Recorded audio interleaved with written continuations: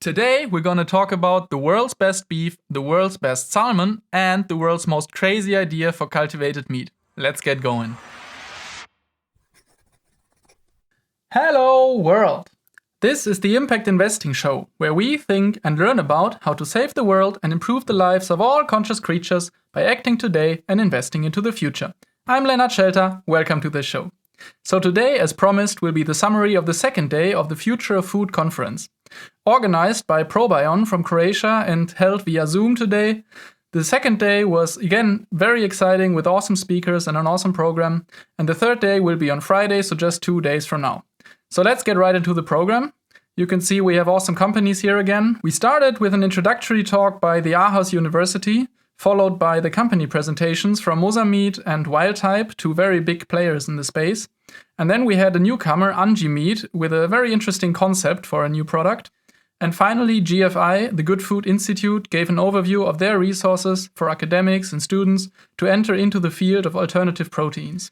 The first presentation was given by Jette Young, a food scientist and professor at Aarhus University in Denmark. Her presentation had the title, "What Does It Take to Cultivate Meat?" And she brought a very academic presentation and really went much more in-depth on the scientific topics of cultivating meat. You may remember this slide from the first day of the conference presented by GFI on the 4 classic fields of development for cellular agriculture and especially cultured meat. So you have cell line development, then the cell culture media, the scaffolding, and finally the bioprocess design or the bioreactor design basically. And Professor Young argued that there are 2 more points to take into consideration to produce really high-quality cultured meat. Those were cell sourcing first and foremost, and then taste development. So cell sourcing refers to where do we get the cells from for the initial batch? Is it from a fetus? Is it from a young animal? Or maybe even a slaughter animal? What breed of animal do we use? These are all important questions that need to be addressed in order to select the correct cell lines. And the second point she mentioned on taste development is really obvious when you hear it, but it's great that she brought it up nonetheless. She said that meat is more than muscle. So after a bioreactor, after proliferation and differentiation of the cells, you have a bunch of tissue. But that tissue is not yet a full muscle, and that tissue doesn't taste like meat. You need to develop the taste. She made this point very clear by talking about the different kinds of cells included in muscle tissue. First up, you have your myocytes, which is your muscle cells, the skeletal muscle tissue. And then you have adipocytes, which is fat basically. So these are usually the 2 components that most people focus on most of the time. But you also have the endothelial cells, which is the vasculature of the tissue basically. You have the fibroblast, the connective tissue, and then finally motor neurons, the nerves. And all of these cell types have to play together to create the real taste and the aroma of meat. And she went on to explain how you could mimic the post-mortem molecular mechanisms that happen in meat after it has been slaughtered to develop the taste and aroma of real meat. For example, the myotubes, so the muscle fibers that develop, break down after death, and that helps with tenderness of the meat. Or for example, amino acids have chemical reactions that help with developing aroma and so on. So you could try to mimic these processes in the lab to develop indistinguishable taste and aroma from real meat. Next up was the presentation by Laura from Mosa Meat. She is head of the fat development group there and talked about beef burgers of the future. Now many of you might remember the famous moment in 2013 when Mark Post, the chief scientific officer of Mosa Meat, unveiled the first cell-cultured burger in London. While that was a very historic moment, the company Mosa Meat was actually only founded 3 years later in 2016 and is by now employing more than 120 people working to produce the highest quality beef in the world. And if you're interested in some background information on the meat market and how cultured meat will disrupt it, I made a video about that, linked up here and down below. One of their recent major achievements was also one of the focus points of the presentation, that is of course the elimination of FBS, fetal bovine growth serum, from the formulation to produce cultured meat. And with their new growth medium formulation, they managed to proliferate cells at the same rate as they did with FBS. So that's a major milestone, and they published a big paper about this very recently, which is awesome for the community and the industry because they share their knowledge on this formulation. However, the growth medium is still quite expensive and still one of the major cost factors in cultivating meat. That is because many of the ingredients are pharmaceutical grade, so very high purity standards and very expensive. So the approach is to move from these pharmaceutical grade ingredients to feed grade ingredients, which are much cheaper and much easier to prepare in bulk as well. And the current focus of the company is scaling from lab scale to commercial production size. Because in theory, with cell doublings, you can go from a biopsy to 5,000 cows worth of meat in just 20 doublings, which roughly amounts to 20 days. But that is in theory. In practice, you need these large bioreactors to really reach this commercial production scale, and that is the main focus of the company right now. One thing I particularly like about Mosa Meat is how they grow their muscle fibers once the myotubes have fully formed. So they provide tube-like structures that these myotubes can form rings around, and then they literally contract around these structures. They work out. The muscle fibers contract, they grow, just like in us humans, and that is simply awesome. I like that. The third presentation of the day was delivered by Benny Larson and Sydney Torrance from Wild Food out of San Francisco, titled Seafood Without the Sea, Healthier Food and Healthier Oceans. The company Wildtype aims to produce the world's first cell-based salmon, which will also be the cleanest and most sustainable salmon in the world. I also happen to have made a video on the fish and seafood industry if you're interested. Their process of cultivating their salmon is similar to other companies from the space.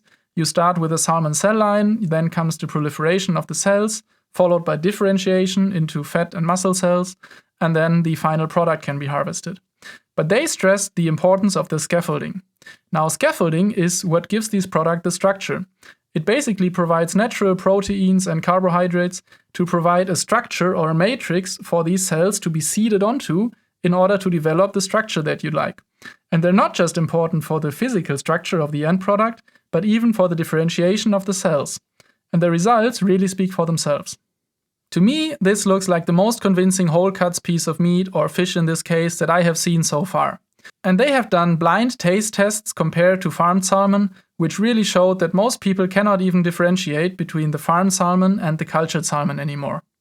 So they are making really great progress with cultivating their salmon, and I'm excited to see what they're coming up with in the future. The final corporate presentation of the day was a little different. Different in a good sense. You'll see why.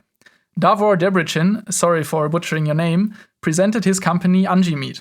It's a really young company, they are pre-money, so he rather presented a concept more than a company really. His history started in vegan activism, but he soon realized that activism will not make the world vegan. You cannot convert everybody to eat vegan from now on, it just will not happen. So that is a realization that I also share. He also argued that cultured meat companies need a robust business model with good unit economics and not address the mass market right away, because they will just not be able to compete with the established conventional meat industry. He took inspiration from Tesla, who started with a very low volume but high cost vehicle, the original Roadster if you remember, to really just prove the technology more than anything else. So what product could that be for the alt protein space? It should be fancy, it should be attention grabbing, and it should be able to command a high price right from the start. He made a compelling suggestion. He wants to start with lion meat.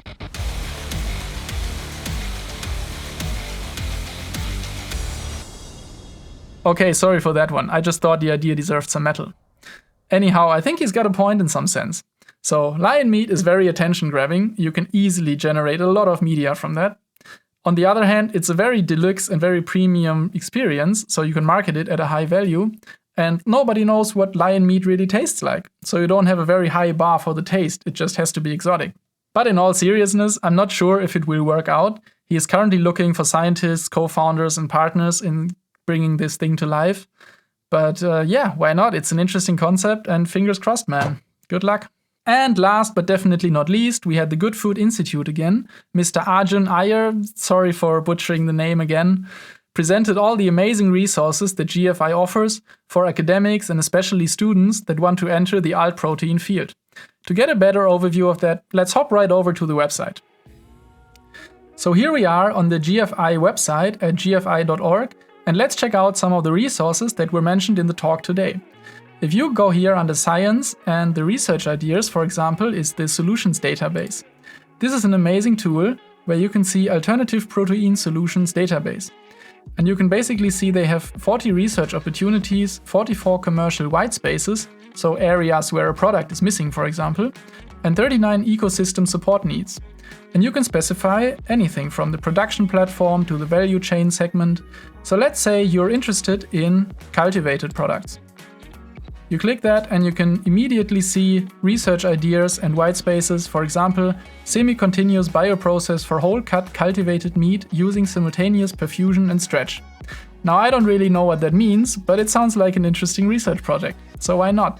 And there's a whole database here of ideas that you can go into and explore further, so this is an amazing resource already. Next up, also under Science, you can see the research grant program up here under research funding. So if you already have an idea for a new topic or a new research project, you can apply for funding right at GFI. And here you can see how that works, you find all the information. They have already spent $12 million on this and awarded 65 grants since 2019, so this is a great opportunity to get some money for your research project. Or let's say you just finished your studies and are looking for a job, or you want to switch careers or something. Again, under Science, Careers, you can find all sorts of information. For example, the Alt Protein Career Portal. It's exactly what it says, it's a bunch of career options. But also the Student Resource Guide, for example. This opens up a whole new world of even more information, so you can really go in depth here. Whatever field you're interested in, you will find information here. Or what if you're more the entrepreneurial type, you want to start your own thing? You can go under Industry, and here under Entrepreneurship, you will find the Startup Manual. So if you check that out, you can see there is 98 pages right here of instructions on how to start up an entrepreneurship venture in the alt protein space. How cool is that? And overall, you can see under Science here, there's a whole world of options for you to inform yourself about whatever you're curious about. And under Industry, it's the same thing. There is careers, there is entrepreneurship, there are research grants. Or if you first want to get a feel for the industry, you can also go under Industry and check out the company database. Also a very valuable tool. Here, you literally have a table of companies, and you can search for manufacturers and brands, ingredients and equipment companies.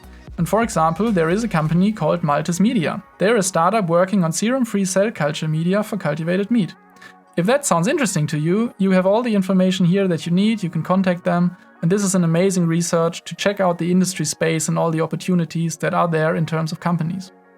So you can see that the GFI website really offers a host of resources and information, whether you're a student starting out, trying to get a feel for the industry, or you're a seasoned professional trying to switch sectors or start your own company even. There is something for you on the GFI website. So I highly recommend checking it out yourself and getting familiarized with all the resources they offer. And with that, it's time again to conclude this summary of the second day of the Future of Food conference. I hope you found some value in this summary, and there is one more day coming up, so click subscribe if you don't want to miss that final summary. I will see you in the next one.